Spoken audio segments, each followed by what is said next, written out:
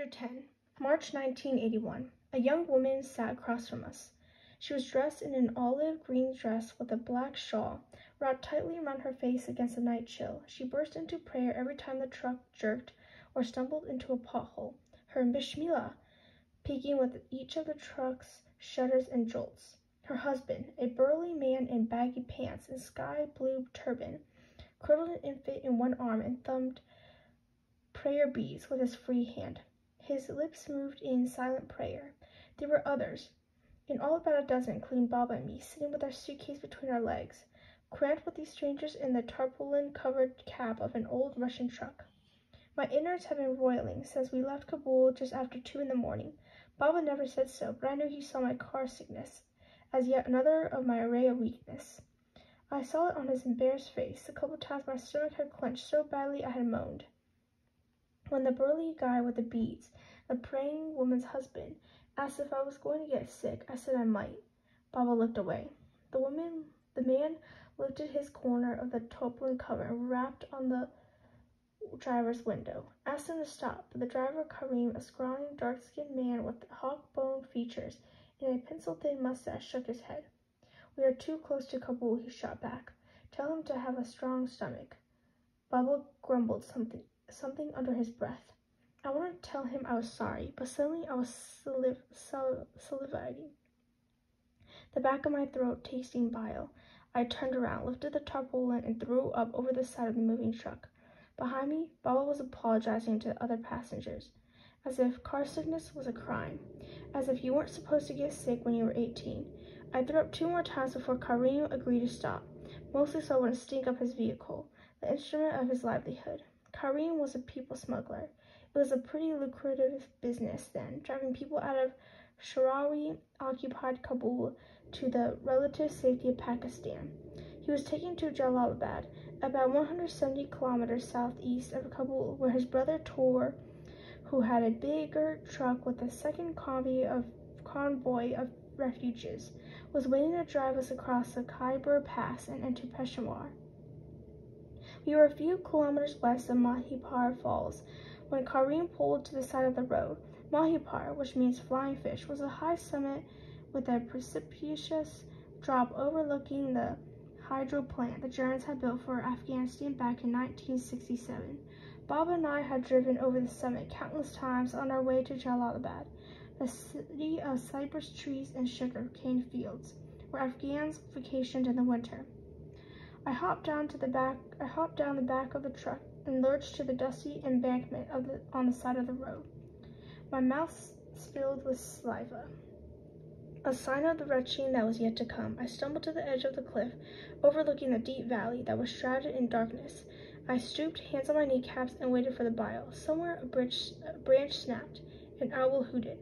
The wind, soft and cold, clinked through trees, branches, and stirred the bushes that sprinkled the slope, and from below the faint sound of water tumbling through the valley. Standing on the shoulder of the road, I thought of the way we left the house where I lived my entire life, as if we were going out for a bite. Dishes smeared with coughed up piled in the kitchen sink, laundry in the wicker basket in the foyer, beds unmade, Baba's business suits hanging in the closet, tapestries still hung on the walls of the living room, and my mother's books still crowded the shelves in Baba's study. The signs of our elopement were subtle. My parents' wedding picture was gone, as was the grainy photograph of my grandfather, and Kim Nader Shah standing over the dead deer. A few items of clothing were missing from the closets. The leather-bound notebook Rahim Khan had given me 5 years earlier was gone. In the morning, Jalaluddin, our 7th servant in 5 years, would probably think we'd gone out for a stroll or a drive. We hadn't told him. You couldn't trust anyone in Kabul anymore. For a fee or under threat, people told on each other. Neighbor on a neighbor, child on parent, brother on brother, servant on master, friend on friend.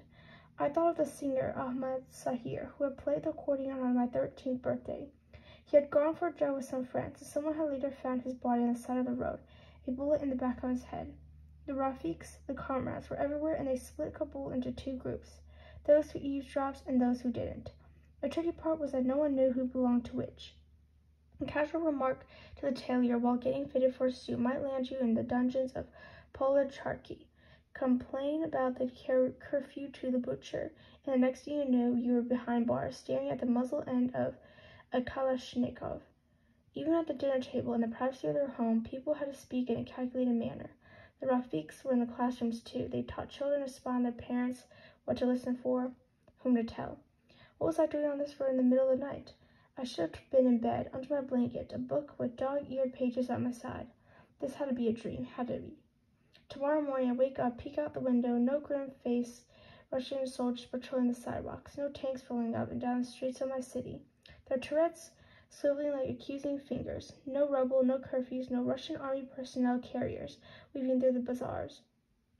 Then behind me I heard Baba and Karim discussing the arrangement in Jalalabad over smoke.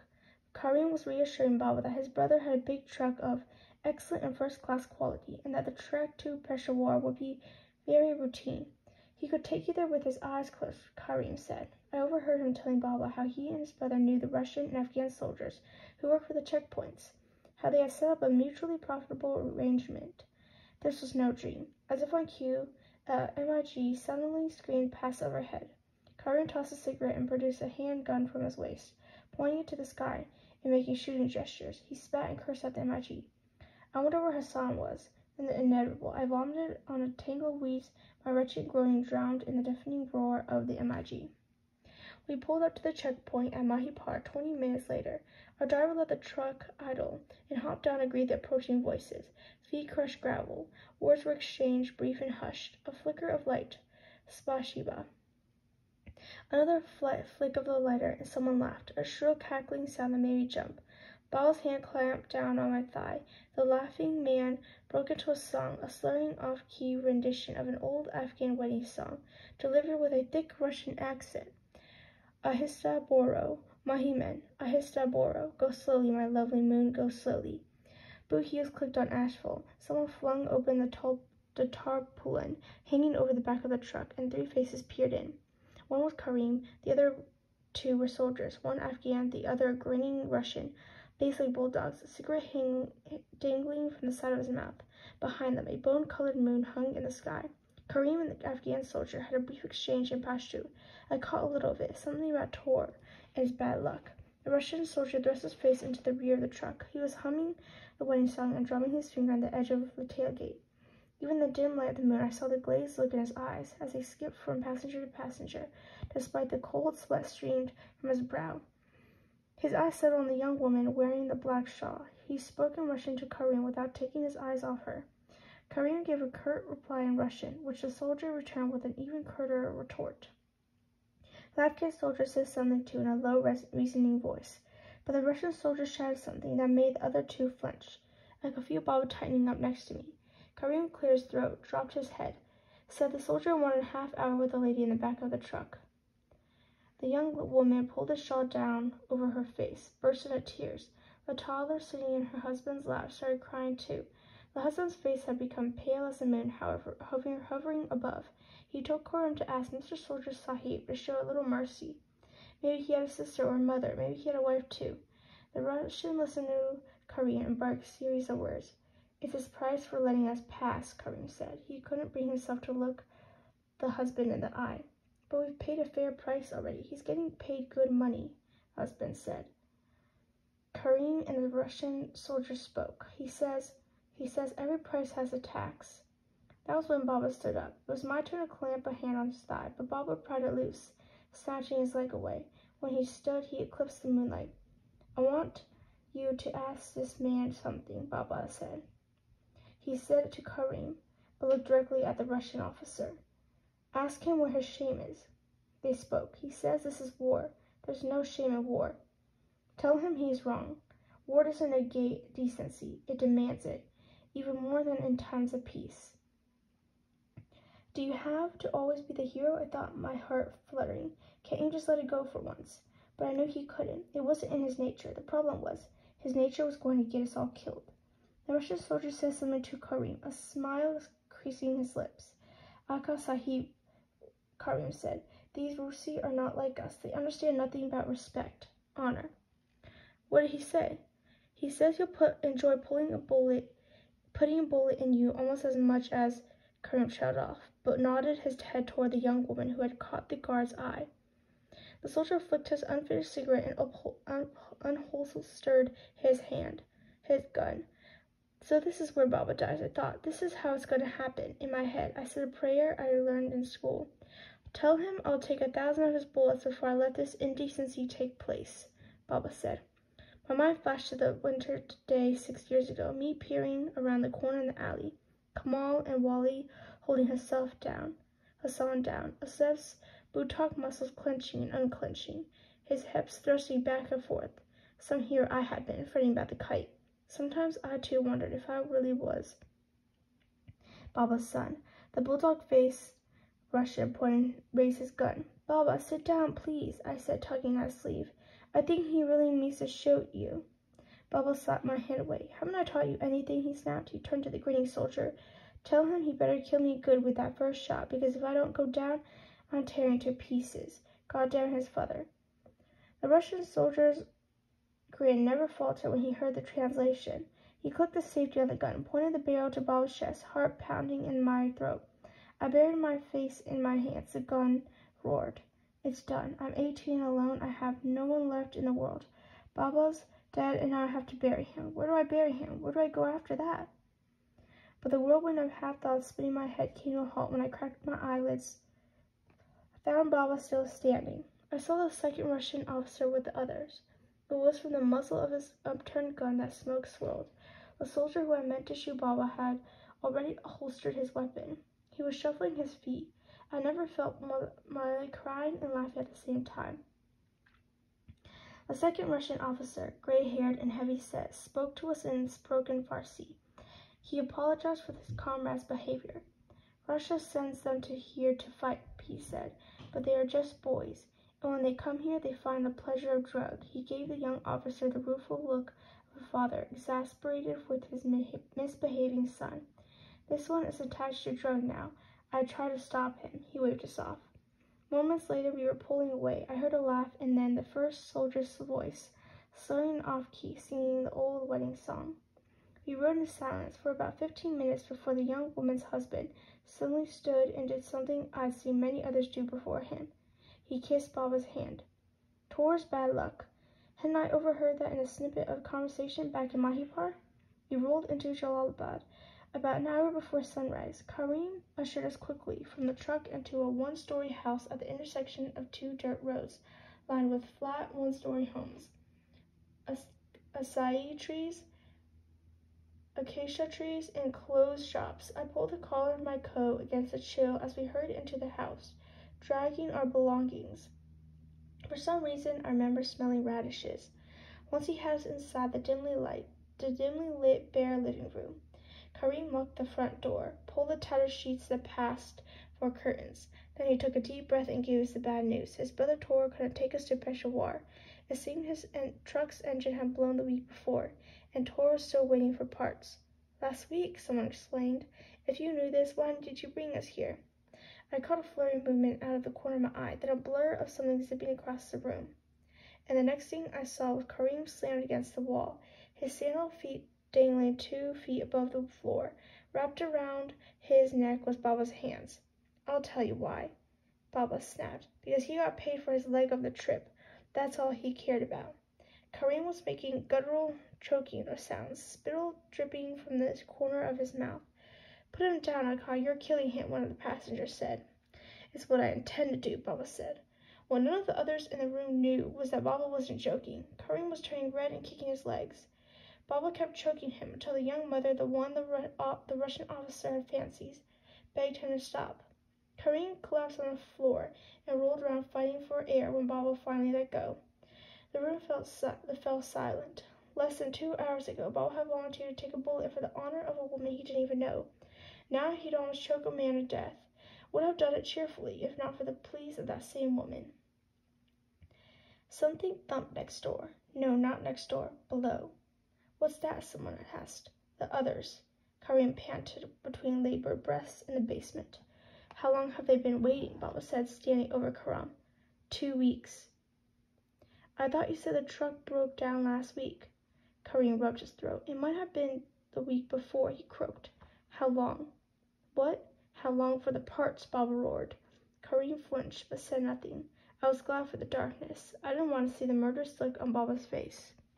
A stench of something dank, like mildew, plunged my nostrils the moment Kareem opened the door that led down the creaky steps to the basement. We descended in single file. The steps groaned under Baba's weight. Standing in the cold basement, I felt watched by eyes blinking in the dark. I saw shapes huddled around the room, their silhouettes thrown on the walls by the dim light of a pair of kerosene lamps. A low murmur buzzed through the basement. Beneath it, the sound of water drops trickling somewhere, and something else, a scratching sound. Baba sighed behind me and dropped the bags. Karim told us it should be a matter of a couple of short days before the truck was fixed. Then we'd be on our way to Peshawar, on to freedom, on to safety. The basement was our home for the next week, and by the third night I discovered the source of scratching sounds. Rats. Once my eyes adjusted to the dark, I counted about 30 refugees in that basement.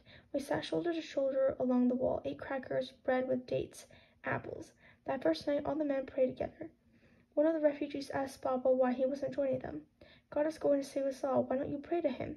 Baba snorted a pinch of his snuff, stretched his legs. What'll save us is 8 cylinders and a good carburetor. That silenced the rest of them for good about the matter of God.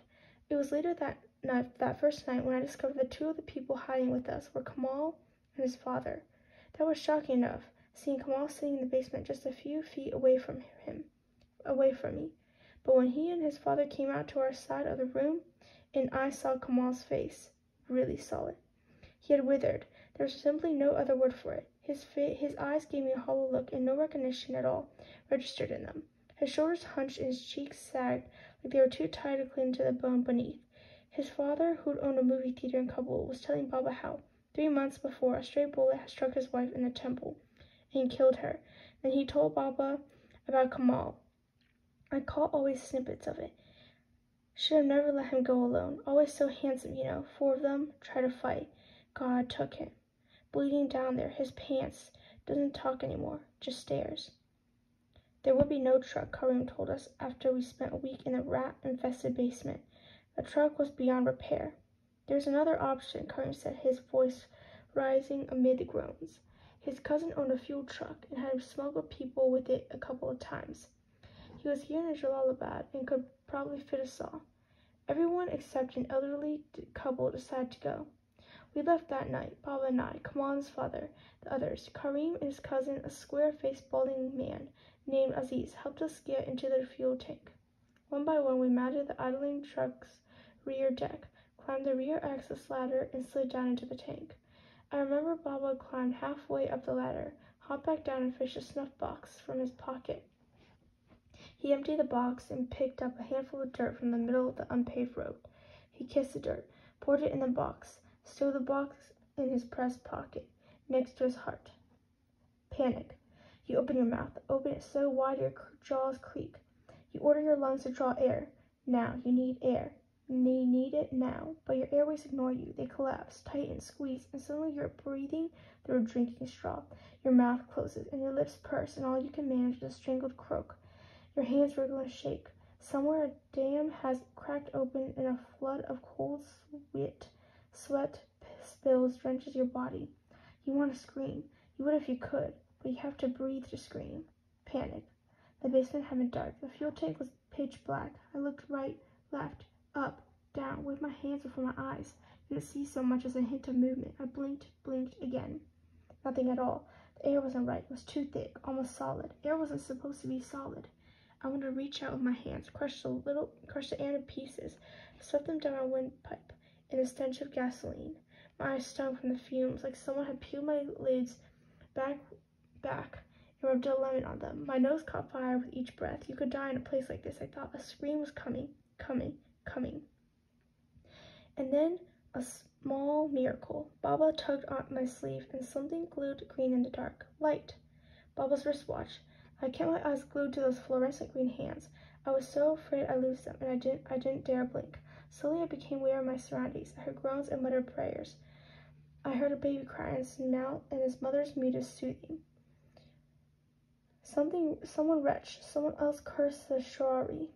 The Truck bounced side to side, up and down, heads banged against metal. Think of something good, Baba said in my ear. Something happy. Something good, something happy. I let my mind wander. I let it come. Friday afternoon, Pac-Man, an open field of grass speckled with mulberry trees in blossom. Hassan and I stand ankle-deep in untamed grass. I was tugging on the line, the spool spinning in Hassan's calloused hands. Our eyes turned up to the kite in the sky. Not a word passes between us, not because we have nothing to say, but because we don't have anything to say, and we don't have to say anything. That's how it is between people who are each other's first memories, people who have fed from the same breast. A breeze stirs the grass, and Hassan lets the spool roll. The kite spins, dips, steadies. Our twin shadows dance on the rippling grass. From somewhere over the low brick wall at the other end of the field, we hear chatter and laughter and the dripping of a water fountain. In music, something old and familiar. I think it's Ya Mola on Ruhab strings. Someone calls our names over the wall and says it's time for tea and cake. I don't remember what month that was, or what year even. I only knew the memory lived in me, a perfectly encapsulated morsel of a good past, a brushstroke of color in the gray, barren canvas that our lives had become. The rest of that ride is scattered bits and pieces of memory that come and go, most of it sounds and smells. MIGs roaring past overhead, staccatos of gunfire, a donkey braying nearby, the jingling of bells and mooing of sheep, gravel crushed under the truck's tires, a baby wailing in the dark, the stench of gasoline, vomit, and shit. What I remember next is a blinding light of early morning as I climbed out of the fuel tank. I remember turning my face up to the sky, squinting, breathing like the world was running out of air. I lay on the side of the dirt road next to a rocky trench, looking up to the gray morning sky, thankful for air, thankful for light, thankful to be alive. We're in Pakistan, Amir Baba said. He was standing over me. Kareem says he will call for a bus to take us to Peshawar. I rolled on my chest, still lying on the cool dirt. I saw our suitcases on either side of Baba's feet, through the upside-down V between his legs. I saw the truck idling on the side of the road, the other refugees climbing down the rear ladder.